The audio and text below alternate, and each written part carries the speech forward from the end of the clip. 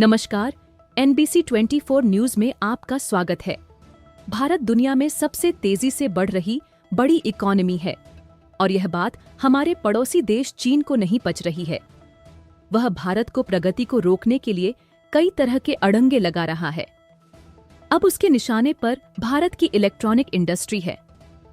दरअसल चीन ने भारत पर कई अनौपचारिक व्यापारिक प्रतिबंध लगाए हैं, जिससे भारत की इलेक्ट्रॉनिक इंडस्ट्री पर खतरा मंडराता रहा है।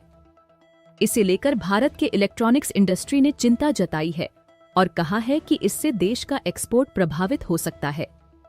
भारत का अनुमान है कि वह वित्त वर्ष 2026 के पूरा होने तक 32 अरब डॉलर का स्मार्टफोन निर्यात हासिल कर लेगा, लेकिन चीन के इस हरकत से यह लक्ष्य संभव नहीं दिख रहा है।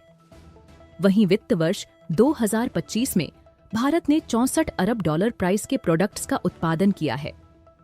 उद्योग निकाय India cellular and electronics association (ICA) ने भारत सरकार को लिखे एक लेटर में कहा कि चीन की कार्रवाई का एकमात्र उद्देश्य भारत की आपूर्ति चेन को प्रभावित करना और ग्लोबल मैन्युफैक्चरिंग के तौर पर उभरते भारत को कमजोर करना है। चीन के इन प्रतिबंधों के कारण कंपनियों की लागत बढ़ रही है। ICA सदस्यों में Apple, Google, Motorola, Foxconn, Vivo, Oppo, Lava, Dixon, Flex और टाटा इलेक्ट्रॉनिक्स जैसी कंपनियां हैं। आखिर चीन भारत पर ऐसा प्रतिबंध क्यों लगा रहा है? चीन ने भारत के लिए रेयर अर्थ का शिपमेंट्स रोक दिया है, जो इलेक्ट्रॉनिक्स चीजों के निर्माण में बड़ी भूमिका निभाती है। इसके अलावा चीन ने पूंजीगत उपकरण और अन्य खनिज के शिपमेंट को भी रोक रखा है। वहीं चीन कर्मचारियों को स्वदेश लौटने का भी आदेश दिया, ताकि टेक्नोलॉजी ट्रांसफर से रोका जा सके।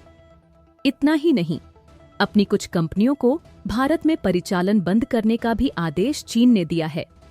चीन की इन हरकतों की वजह से इलेक्ट्रॉनिक्स मैन्युफैक्चरिंग को लेकर खतरा बढ़ रहा है। तो जुड़े रहिए NBC 24 न्यूज के साथ। धन्यवाद।